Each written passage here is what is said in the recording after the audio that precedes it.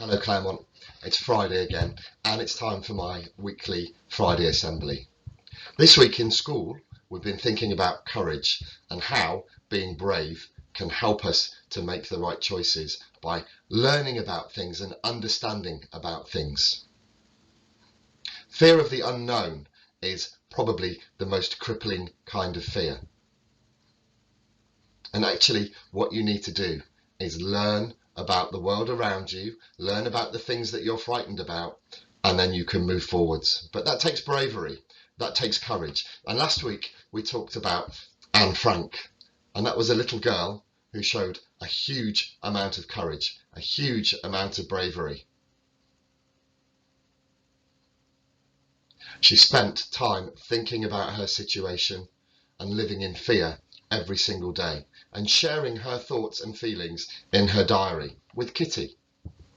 And through that, we've been able to learn about the terror that she felt, the fear that she felt, but also the bravery that her and her family showed every single day.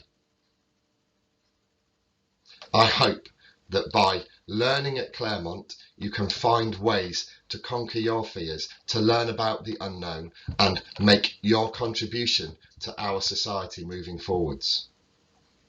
You're going to look after me when I'm older and greyer. You're the generation that is going to have to pick up all of the pieces from this terrible pandemic and make things right. You're going to have to change the environment of the world, change the way that we think, change the way that we live to look after the world that we live in. You're going to have to learn to get along with each other, to learn to cooperate and collaborate and be flexible in your thinking. And that's really, really hard, but that's something we want to help you with. Now, we really miss you here. We miss the school that we used to have, but we can't change that at the moment. We are bound by the rules of the government and the terrible, terrible consequences of the pandemic that is sweeping the world. But we can take our small steps. We can start to rebuild our community. We can start to rebuild Claremont in the way that we want it to be. Hopefully we can start that next week in my assembly, where I'm hoping to do a live assembly. So I'll be sending out an invitation to all of you to join me on a Teams meeting where we can try to get together and try to share our thoughts all at the same time. A little step in the right direction, a small action. Now I want to tell you today about another lady, another courageous and brave lady who took a small step and made big, big changes. Now this lady is a lady called Rosa Parks. Rosa Parks was a black woman who made history with her comparatively small action of sitting still on a bus, which went on to spark major changes in American society. Rosa Parks was born Rosa Louise Macaulay on the 4th of February 1913. After her parents separated, she grew up on a farm with her mother, brother and grandparents in Montgomery, Alabama, USA. She grew up in a time when America was segregated before the Civil Rights Act was enforced. Black people and other people of colour were treated as second-class citizens. They did not have the same rights as white people. When Rosa Parks was growing up, black and white people were separated by law in many ways. This was called segregation. The laws in many American states enforced segregation between white people and black people in public places such as schools, transport, toilets and restaurants. It was also clearly apparent that black facilities were of a poorer standard than white facilities. The laws at that time also made it difficult for black people to vote. So not only were black and white people segregated, but black people were treated very badly in society. On the 1st of December 1955, Rosa Parks was travelling home from work on a bus and sitting, as the rules required, in the black section to the rear of the bus. Bus companies prioritised seating for white people and moved black people further back or made them stand if the white section was full and a white person needed a seat. This happened to Rosa and she was told to move further back to give her seat to a white person, but she refused to move. She was threatened with police action, but she stayed still, adamant that she would not follow the rules. Eventually, the police arrested, charged and fined her for breaking the law. So what happened next? Amazingly, Rosa's defiance unleashed a wave of protest. Around 40,000 black citizens and some white citizens supported the Montgomery bus boycott. The profits of the bus companies fell, and the sheer size of the movement could not be ignored. The press reported it all over America, and the boycott went on for 381 days. It gained the attention of the US government, and just over a year later, in December 1956, the unfair segregation on buses was lifted. Rosa's small actions made history, as they acted as a catalyst for the civil rights movement, which eventually succeeded. Even though it wasn't the end of segregation and civil rights had a long way to go, it was a victory for the rights of black people within that society. Let's listen to the words of Rosa. This is what she said. People always say that I didn't give up my seat because I was tired, but that isn't true. I was not tired physically, or no more tired than I usually was at the end of a working day. I was not old, although some people have an image of me being as old then, but I was 42. No, the only tired I was tired of giving in. She did the right thing because it was the right thing to do.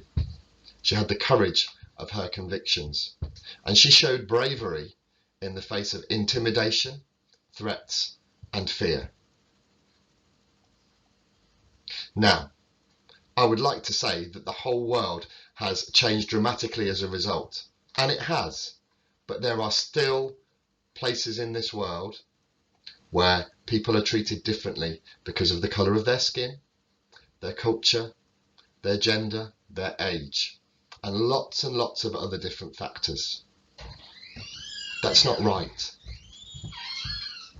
And you, as the young people of today and the adults of tomorrow, have a huge responsibility to make that right, to do the right thing because it's the right thing to do. Our Earth is poorly at the moment. The weather systems are changing because of the pollution in the world. And you are going to have the task of changing that. You're going to have the task of reversing that. And that's a big responsibility. And we're here to help you with that. We're here to give you the tools and the strength and the courage to help you to make changes. You can start simply by changing what you do. By thinking locally about what you can do, what difference you can make, you can have a global impact. Just like Rosa did, by having the courage to sit still on that bus. Now, you make me proud, Claremont. You make me proud in my heart to be your head teacher. And I'm very honoured to do that role. And I'm very delighted to share your celebrations with you. And I want to celebrate our dojo certificates this week. Yes, you can still earn your dojo points even if you are learning at home by interacting with our online provision and submitting your work through your portfolios and the messages you send to your teachers. You can contribute and earn your dojo points. And our dojo points are always given to those children who choose to do the right thing because it's the right thing to do, who choose to work hard because they know it will help them in the future. It will unlock their learning and help them learn the skills and the knowledge to make them stronger people into the future. So here we go. I've got some hundreds, I've got some 200s, I've got some 350s, and the next certificate after that is 550. And we've got some children nearly at their green certificate. But let's start with some reds. Let's start with a 100, and this one goes to Sam.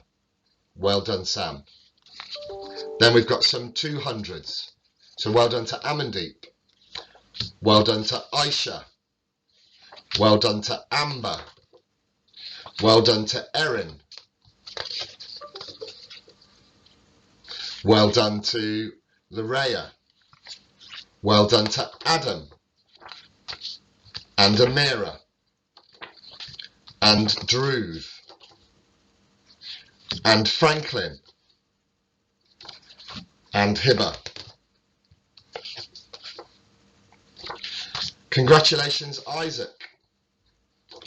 Congratulations, Isla. And Nadine. And Otis. Well done, Musa.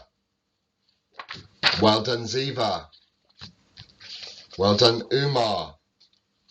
Well done, Zain. Now we move on to some 350s. So here we go. Well done to Joel. Well done to Abir. Well done to Emma.